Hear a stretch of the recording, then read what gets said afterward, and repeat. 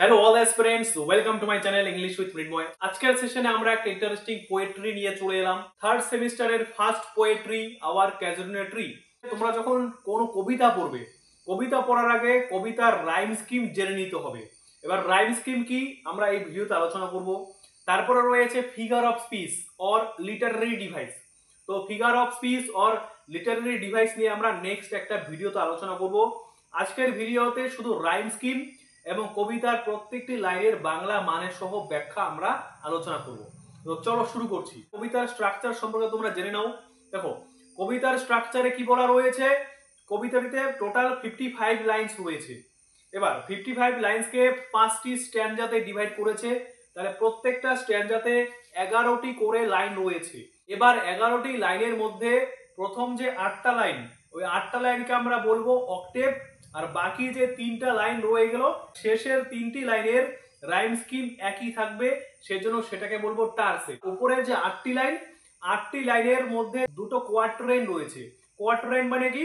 4 লাইনের কবিতা। তো দুটো কোয়ার্টারাইনের রাইম স্কিম দেখবো, আর হচ্ছে টার্সেটের রাইম স্কিম দেখে নেব। এবার রাইম স্কিম তোমরা কিভাবে বুঝবে? প্রত্যেকটি লাইনের লাস্ট ওয়ার্ড গুলো শুধু দেখবে। প্রথম লাইনের লাস্ট ওয়ার্ড কি আছে? রাউন্ড। পরে কি আছে? স্কার্স। তাহলে রাউন্ডের সাথে স্কার্সের ছন্দের কোনো মিল রয়েছে? মিল নেই। তাহলে রাউন্ডকে আমরা এ ধরবো, স্কার্সকে বি ধরবো। স্টার্স, স্কার্সের সাথে স্টার্সের মিল রয়েছে, তাহলে স্কার্স যদি বি হয় তাহলে স্টার্স কি হবে? বি হবে। ওকে। তারপরে বাউন্ড, তাহলে রাউন্ডের সাথে বাউন্ডের ছন্দের মিল রয়েছে, তাহলে রাউন্ড যদি এ হয় তাহলে বাউন্ড কি হবে? এ। ওকে। তাহলে আমরা 4টা লাইনের রাইম স্কিম কি হলো দেখে নিচ্ছি। A B B A. ওকে। তারপরে দেখো 5 নাম্বার লাইন, গ্যালান্টলি আর হাং মিল রয়েছে? মিল নেই। তাহলে গ্যালান্টলিকে আমরা ধরবো সি আর হাংকে ধরবো ডি। অ্যামং, তাহলে হাং অ্যামং মিল রয়েছে, হাং যদি ডি হয় তাহলে অ্যামং ও ডি। তারপরে সেন্টেন্সে কি রয়েছে? বি। তাহলে আগের সেন্টেন্স দেখো গ্যালান্টলি, তারপরে বি, লি আর বি ছন্দের মিল রয়েছে, তাহলে গ্যালান্টলি যদি সি হয় তাহলে বি কি হবে? বি হয়ে যাবে সি। ওকে। শেষের 3টে লাইনের রাইম স্কিম দেখবে কি বলেছে? ওস, ক্লোজ, রিপোজ, সবগুলো ওস ওস আছে, তাহলে 3টে লাইনের রাইম স্কিম একই রয়েছে, ই ই ই। ওকে। তো এইভাবে তোমরা রাইম স্কিম বুঝে নেবে। তোমাদের পরীক্ষায় কিন্তু রাইম স্কিম দিয়ে দেয়, সেজন্য তোমাদের রাইম স্কিম গুলো ভালো করে জেনে নিতে হবে। আজকের ভিডিওতে আমরা 3টি স্ট্যান্ডা নিয়ে আলোচনা করব, নেক্সট ভিডিওতে আমরা বাকি দুটো স্ট্যান্ডা নিয়ে আলোচনা করব। ওকে। তো চলো শুরু করছি।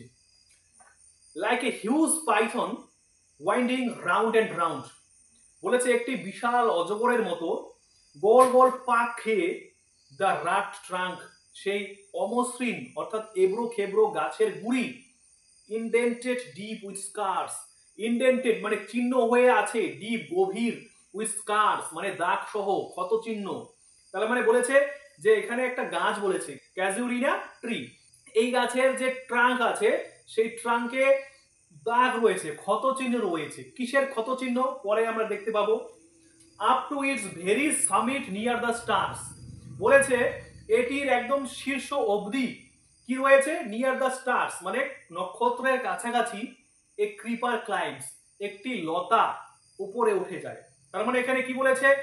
ক্যাজুরিনা ট্রি, ক্যাজুরিনা ট্রিকে একটি লতা চারদিকে পাক খেয়ে জড়িয়েছিল, এবং জড়ানোর পর তার গা বরাবর, তার শরীর বরাবর ক্ষত চিহ্ন দেখা দিয়েছে, এবং ক্ষত চিহ্নের ফলে সেখানে অমসৃণ অর্থাৎ এবড়ো খেবড়ো ট্রাঙ্ক অর্থাৎ গুড়িটা এবড়ো খেবড়ো, গাছের গুড়ি এবড়ো খেবড়ো হয়ে গেছিল, মানে অমসৃণ হয়ে গেছিল।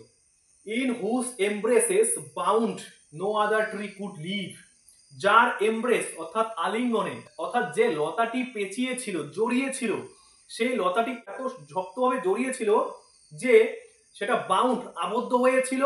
No other tree could live, অন্য কোনো গাছ বাঁচতে পারতো না। তাহলে তরুদা এখানে দেখিয়েছেন যে ক্যাজুরিনা ট্রি ছাড়া অন্য কোনো গাছ যদি সেখানে থাকতো, সেই লতার আলিঙ্গনে অন্য কোনো গাছ বাঁচতে পারতো না।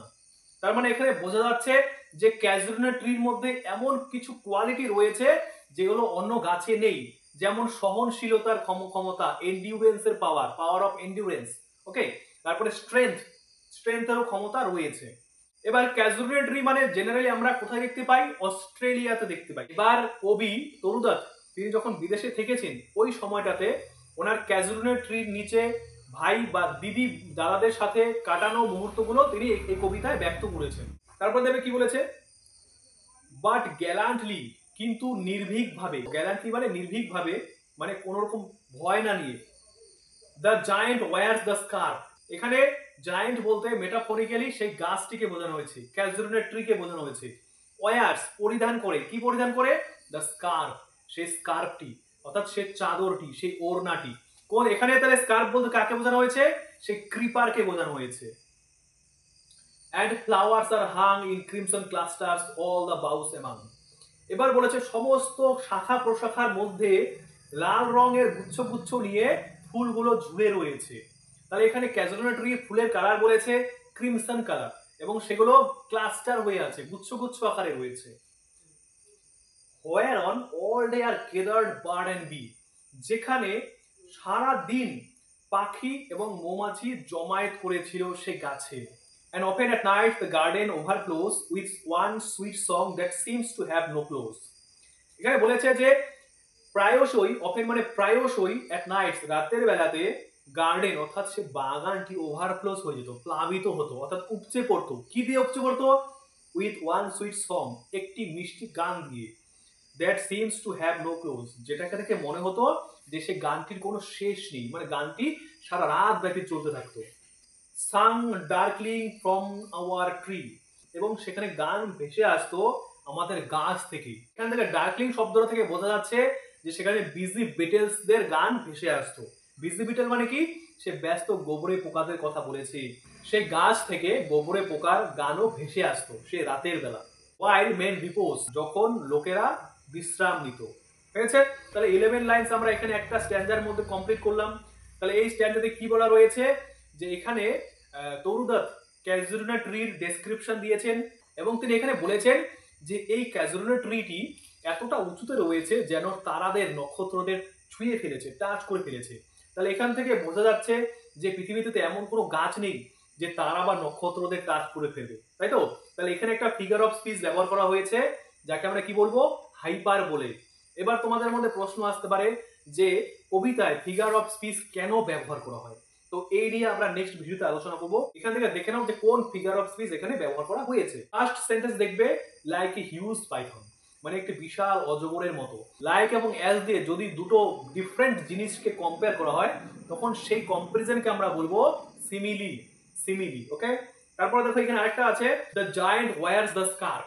এই সেন্টেন্সটার মধ্যে এটা মেটাফোর বোঝাচ্ছে, কি ভোর, মেটাফোর, যাকে আমরা বলবো রূপক। তাহলে এখানে মেটাফোর একটি ফিগার অফ স্পিচ ব্যবহার করা হয়েছে। তারপরে স্ট্যান্ডার্ডে চলে যাব, সবাই ভালো করে দেখবে। when first my casement is wide open thrown at dawn, যখন প্রথম আমার জানলা খুলে যায় ভোরবেলা, অর্থাৎ ভোরবেলায় যখন কবি জেগে ওঠেন, জেগে ওঠার পর জানলা খুলে দেখতে পান সেই ক্যাজুরিনেট ট্রিটাকে। my eyes delighted on it rest, তখন আমার চোখ আনন্দিত হয়ে এটার উপর পড়ে। এটার উপর পড়ে মানে কি, সে গাছের উপর পড়ে। sometimes, প্রায়ই বা মাঝে মাঝে, and most in winters, এবং বেশিরভাগই শীতকালে, on its crest, এটার উপরে, ক্রেস্ট মানে কোনো কিছুর উপরে, তাহলে গাছের উপরের কথা বলেছে। তাহলে গাছের উপরে কি হয়, a grey baboon sits statue like alone, একটা ধূসর বর্ণের বেবুন মানে বানর, যেটা বসে থাকে একাই স্ট্যাচুর মতো, অর্থাৎ মূর্তির মতো গাছের উপরে বসে থাকে। ওয়াচিং দ্য সানরাইজ, বসে কি করে, সানরাইজ দেখে, সূর্যোদয় দেখে। while on lower boughs, যেখানে গাছের নিচের শাখা প্রশাখায়, his puny offsprings live about and play, তার ছোট ছোট offsprings অর্থাৎ সন্তানেরা কি করে, live about মানে লাফালাফি করে, and play এবং খেলাধুলা করে। ওকে, তাহলে সেই বেবুন কি করে, গাছের একদম ওপরে স্ট্যাচুর মতো একাই সেখানে বসে থাকে এবং সানরাইজ দেখে, এবং গাছের নিচু ডালে তার যে সন্তানেরা রয়েছে সেখানে লাফালাফি করে এবং খেলাধুলা করে। হলো, তারপর দেখবে, and far and near কোকিলাস hail the day, এবং দূরে এবং কাছে কোকিল পাখিগুলো সেই দিনটাকে হেইল করে, অর্থাৎ ওয়েলকাম করে, স্বাগত জানায়। মানে নতুন দিন যে শুরু হলো, কিভাবে স্বাগত জানায়, কোকিল পাখির ডাকে দিনটাকে কোকিল পাখি স্বাগত জানায়। and to their pastures, এবং তাদের pastures অর্থাৎ গ্রাসল্যান্ড, যে গ্রাসল্যান্ড রয়েছে, তৃণভূমি, সেই তৃণভূমিতে কি হয়, ওয়েন্ট অর্থাৎ ট্রাভেল করে, আওয়ার স্লিপি কাউস, কারা ট্রাভেল করে, আমাদের ঘুমন্ত, স্লিপি মানে কি তন্দ্রালু, মানে ঘুমের ভাব আছে এমন কাউস, গরুগুলো কোথায় ওয়েন্ট করে, অর্থাৎ গরুগুলো কোথায় চলাফেরা করে, এখানে পেস্চারের কথা বলেছে, সেই তৃণভূমিতে। And in the shadow on the broad tank cast by that hoar tree, যেই ছায়াটা জলাশয়ের উপর কাস্ট করে, অর্থাৎ পরে। কাস্ট মানে কি কোনো কিছুতে ফেলা, থ্রো করা, মনে রাখবি। তাহলে পাশে জলাশয় ছিল, জলাশয়ের উপর ছায়া পড়ে, সেই গাছের ছায়াটি সে পাশে থাকা সেই জলাশয়ের উপর পড়ে। সো বিউটিফুল অ্যান্ড ভাস্ট, সেই ছায়াটিকে মনে হয় অনেক বেশি সুন্দর এবং ভাস্ট মানে বিশাল বড়। The water লিলিজ spring like snow in must, সেই ওয়াটার লিলিগুলো প্রস্ফুটিত হয় যেভাবে বরফগুলো এনমাস করা হয়, মানে এনমাস মানে কি স্তূপীকৃত করা, মানে এক জায়গায় জমায়েত করা। ওকে, তো সেইভাবে সেই জলে থাকা ওয়াটার লিলিগুলো ব্লোজম করে, প্রস্ফুটিত হয়। এখান থেকে আমরা সেকেন্ড স্ট্যান্জা কমপ্লিট করলাম। এবার আমরা থার্ড স্ট্যান্জাতে চলে এলাম। But not because of its ম্যাগনিফিসেন্স, এটির বিশালতার জন্য নয়। Deer is the Casuarina to my soul, এখানে তরুদত্ত বুঝিয়েছেন ক্যাজুরিনা গাছটা যে এত বড়, শুধুমাত্র এই গাছটির বিশালতার জন্যই সে আমার কাছে প্রিয় নয়। Beneath it we have played দো ইয়ার্স মে রোল, এবার কবি বুঝিয়েছেন যে এটির নিচে আমরা খেলাধুলা করেছিলাম, যদিও বছরের পর বছর কেটে যেতে পারে। তিনি বলেছেন যে বছরের পর বছর কেটে যেতে পারে, সেটা কোনো সমস্যা নেই, কিন্তু আমরা এই গাছের তলায় খেলা করেছি। তারপর দেখবে কি রয়েছে, ও সুইট কম্পিনিয়ন্স, ও মিষ্টি সাথীরা বা সঙ্গীরা। তাহলে এখানে সুইট কম্পিনিয়ন্স বলতে তরুদত্ত কাদের বুঝিয়েছেন, হার সিবলিংস আরু অ্যান্ড আবজু, মনে রাখবে। তারপরে তিনি কি বুঝিয়েছেন, লাভড উইথ লাভ ইন্টেন্স, মানে গভীর ভালোবাসা নিয়ে একে অপরকে ভালোবাসতেন, মানে তিনজনের মধ্যে অর্থাৎ ভাই বোনদের মধ্যে গভীর ভালোবাসা ছিল, যার জন্য সেই ক্যাজুরিনা ট্রির নিচে তারা খেলাধুলা করতেন ওনার শৈশবকালে। যেই ঘটনাগুলো এই গাছটি স্মৃতি হিসেবে রেখে দিয়েছে। For your sakes shall the tree be ever dear, তোমাদের জন্যই গাছটি চিরকাল প্রিয় হয়ে থাকবে, অর্থাৎ স্মরণীয় হয়ে থাকবে। Blend with your images it shall arise in memory, মানে তোমাদের ছবি মিশ্রিত করে গাছটি স্মৃতিতে বেড়ে উঠবে। Till the hot tears blind mine eyes, যতক্ষণ অবধি আমার চোখকে অন্ধ করে দেয় অশ্রু বা উষ্ণ অশ্রু, অর্থাৎ গরম চোখের জল যতক্ষণ অবধি আমার চোখকে অন্ধ করে দেয়, ততক্ষণ অবধি এই গাছটি স্মৃতিটি বহন করবে। ওকে, অর্থাৎ কবি বোঝাতে চেয়েছেন যে যতক্ষণ অবধি আমি মারা না যাই, আমি চোখের জল আমার শেষ না হয়ে যায়, ততক্ষণ অবধি গাছটি এই স্মৃতি বহন করবে।